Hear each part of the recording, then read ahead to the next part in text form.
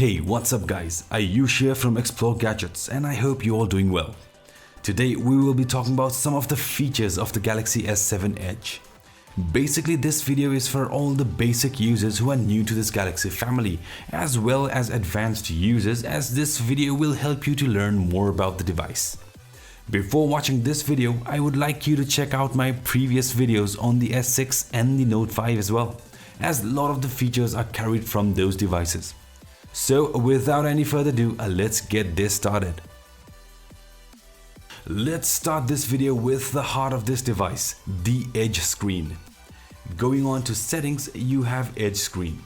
Under Edge screen, we have three different options: Edge panels, Edge feeds and Edge lighting. The Edge panel is a new addition.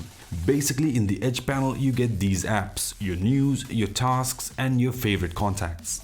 You can customize these panels. Say for example, you can add your weather details to the Edge panel, your to-do list and so much more.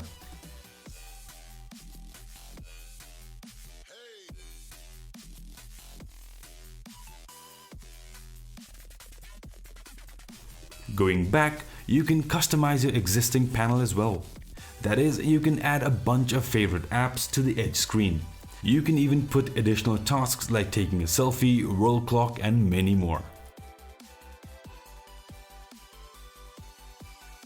Now this is how it works. Here I'll launch my Edge panel. Here I have my favorite apps. I can quickly launch them as well. Then I have my tasks. Example, I can quickly take a selfie or compose a message. So basically this panel saves me a lot of time.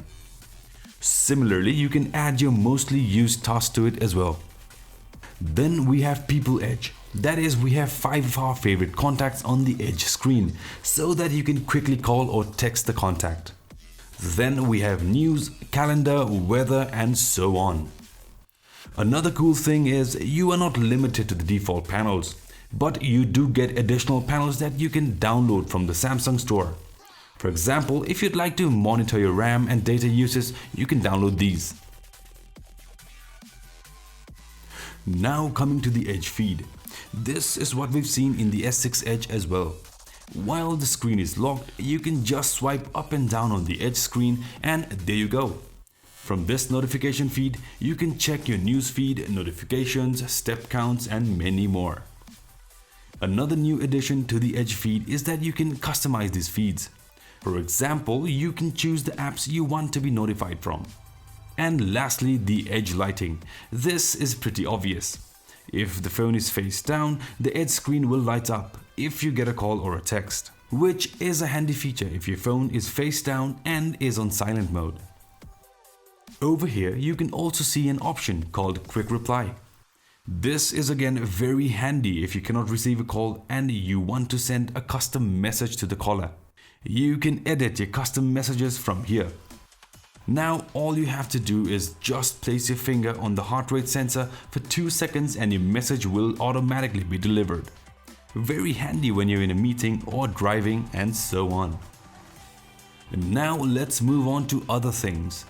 I really find this Flipboard annoying, so whenever I get a Samsung device I turn it off. All you have to do is tap and hold on the home screen, navigate to the Flipboard briefing and turn it off. And now you have a smooth home screen experience. Also, you get additional options for your widgets, themes and screen grid. If you like larger icons, you can go with 4x4 screen grid size. If you want to cramp more icons, you can go with the 5x5 grid size. Now let's move on to the settings. Before going into other settings, I would like to talk about the Smart Manager. With other Android devices, you need to download third-party apps to manage your RAM, storage and so on. But with Samsung, you get a built-in RAM and storage management, which is called the Smart Manager.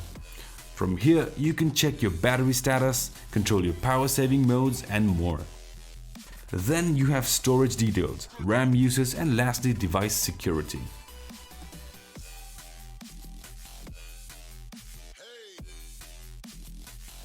Now moving on to the sounds and vibrations.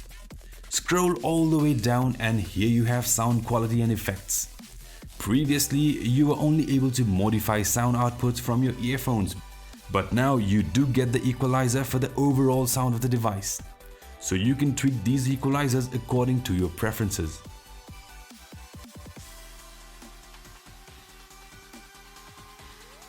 Now let's move on to the display. Here you have icon backgrounds. You can either choose icon with backgrounds or you can choose icons only.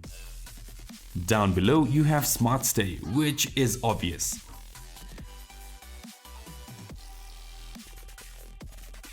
Then we have Always On Display, which is a new addition. Always On Display helps you to look at your notifications without having to unlock your device. So here you can choose what you want to have on your display. You can choose from clock, calendar or an image. You can choose from different images.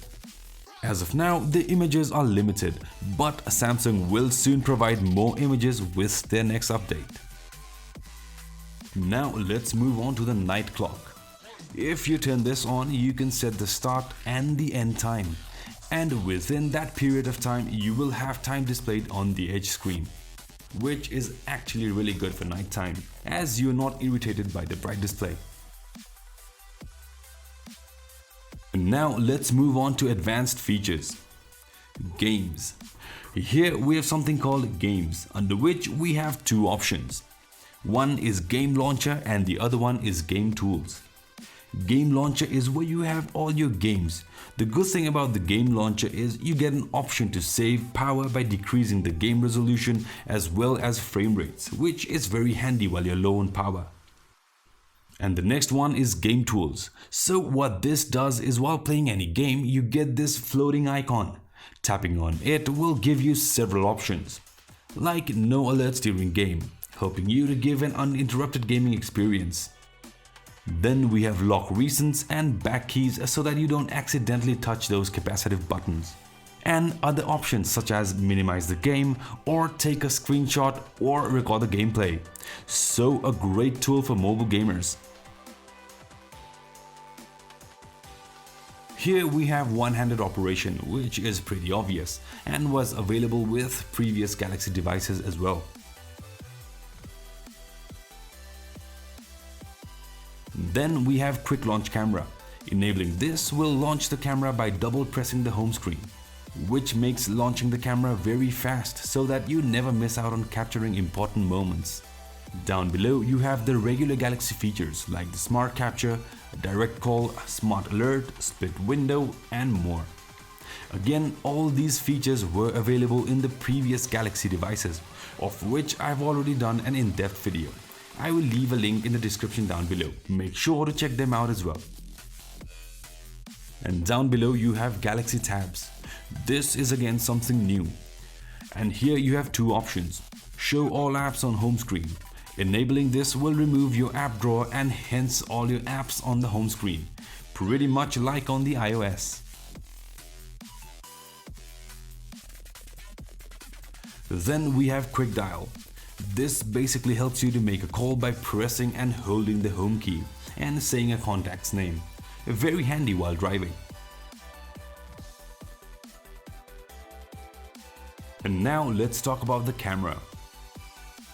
We do have a new mode called Hyperlapse, which is basically a time lapse in motion. We can also download additional modes from the Samsung store. Also, if you go on the camera settings, there is a new option called Motion Photo that captures a second before and after the picture, thus called the Motion Photo. To preview the motion picture, open the picture and click this icon.